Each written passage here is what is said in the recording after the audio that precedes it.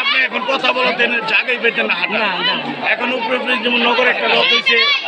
মুন্সিগঞ্জ 3টা রথ হয় নতুন 3 বছর ধরে শুরু হয়েছে বালিগাঁও শুরু হয়েছে পাঁচতলা শুরু হয়েছে এই জন্য আমাদের এখানে মানে লোক সমাগম কম হচ্ছে